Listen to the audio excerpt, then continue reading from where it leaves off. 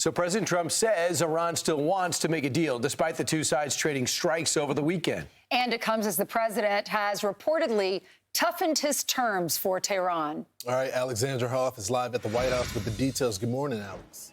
Well, good morning to you. The president issuing a message of reassurance this morning on Truth Social, especially for those who are pushing him to get this deal done faster. He said, quote, sit back and relax. It'll all work out in the end. The president continuing on Truth Social. Iran really wants to make a deal, and it will be a good one for the USA and those that are with us. Now, the demands from the U.S. side remain to be Iran has to agree to no nuclear weapon, but they also have to agree not to buy one. Any remaining materials have to be destroyed. The Strait of Hormuz has to open with no tolls. Sea mines, they also have to be removed, and the U.S. naval blockade has to be lifted. The president highlighting to Fox that main point has already been agreed to. The one guarantee that I have to have is that there will be no nuclear weapons. They've agreed to that. And it was very interesting. They originally said, we will not develop a nuclear weapon. I said, well, what happens if you buy a nuclear weapon? So now it says we will not develop or in any way purchase a military weapon. That's a big difference. So we're getting what we want slowly. Very tough negotiators. It takes a long time. I'm in no hurry. Because when you're in a hurry, according to the president, you make bad decisions, bad deals. But there still is the issue of who's in charge. The regime is fairly discombobulated, as you know. That's why it's taken so long to negotiate anything. But President Trump has been clear. He wants this decision to be made by the Iranian people in terms of who will lead that country. I think we need to have an opportunity to see if we can get to a deal. And hopefully what we see is a resurrection of a country that has great economic potential. And that potential is why the president says he has so far resisted in wiping out, as he's put it, the entirety of Iran's military, because it would take so long for the country to rebuild. But he does still reserve that option if this deal goes south, guys. All right. Thanks so much. So, I mean, we have the exchange of fire, and over the weekend it became clear that those rockets shot at Kuwait hit our base. Yes.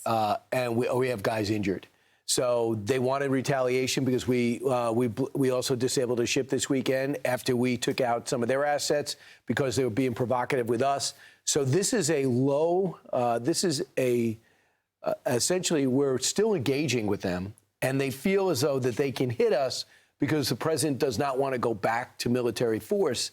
I think they're mistaken again. Yeah, I mean, the president is holding right now because he's trying to get some sort of peace deal, but just to put it into perspective, our military is unmoved. They're restocked. They're ready to go. If you listen to the Secretary of War during that cabinet meeting the other day, the president looks over and was like, he's ready at any time to start back operations. So, you know, I appreciate the president trying to accomplish peace. You saw what he said on Truth Social about everybody remaining calm. But at some point, he is going to get frustrated, and we're going to see us go back. He said if they don't comply, then we will have to go in with force. But right now, he says he's taking a very patient approach. He told Laura Trump, his daughter-in-law, he was on her show this weekend, and he said, you know, I'm not in any hurry.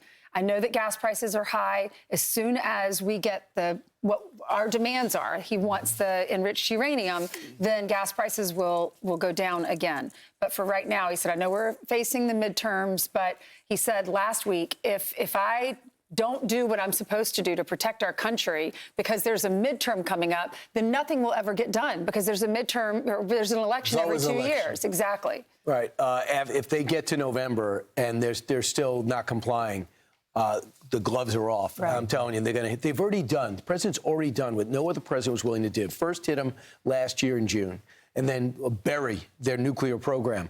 And then they start reconstituting. But the other thing you cannot soft pedal is they're building up ballistic missiles. The ballistic missiles that are fueled by China, that are trading with Iran in exchange for gas and oil, they were going to protect their nuclear program and be able to pin down Israel. That we couldn't allow that to happen while they resupply the proxies again to make sure there's perpetual turmoil in the Middle East, despite the fact that the Gulf states surrounding them are signed on essentially with the Abraham Accords and no longer looking at Israel as the problem.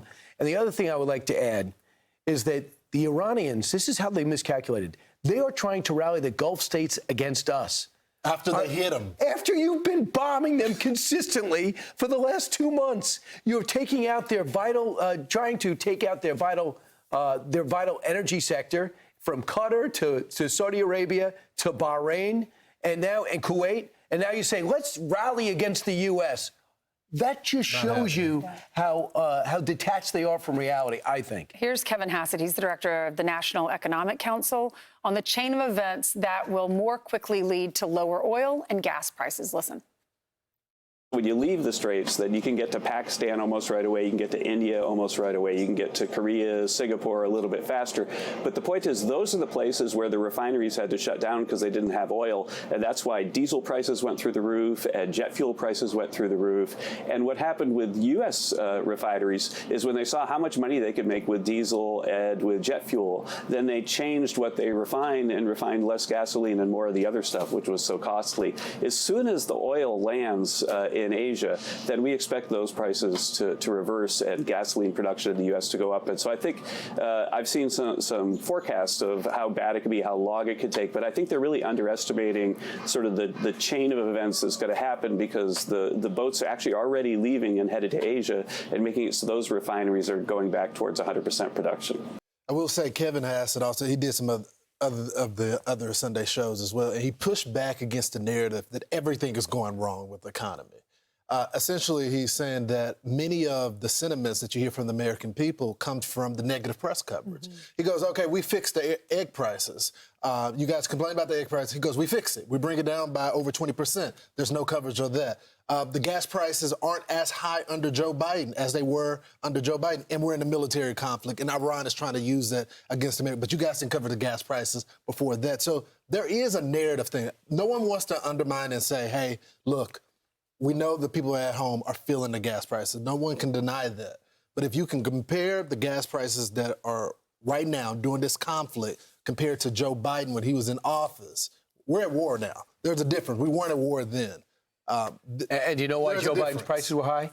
Because he refused to allow exploration of oil and gas. Yes. And he was draining our strategic oil reserves and doing a deal with the devil with the Venezuelans. So it was totally self-inflicted because he's on that green energy kick. This is because we're taking out an enemy that's been an enemy for 47 years, which is why this is so important to say, hey, guys, America, you've been putting up for this for the last 6 to 8 weeks. I understand that. It's tough. But in the end, this is what we did. Right. That's why the outcome has got to make it worth it. Be sure to like and subscribe for all the Fox News latest on YouTube and catch full shows streaming now on Fox One.